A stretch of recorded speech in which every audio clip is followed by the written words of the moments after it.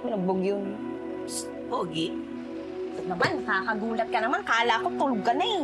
Baka tanong naman tong si Ibiang kung pogi. Kala mo papatulang ka. Malay mo, sa mga mata niyo, ako ang pinakamagandang babae at sexing babae sa buong mundo. Oo. Uy, huwag ka natutulog nang hindi ka nagdadasal. Masama yun. Magdasal ka ha, para mabawas-bawasan naman ang kasalanan mo. Wow. Sabi nito. Makasalita tayo, parang ka-level natin ang ganda yung bubbles, ha? O bakit? Oo, bakit? Bubbles. Pogi nga. Oo nga, Pogi. Pogi. Pogi. Uy.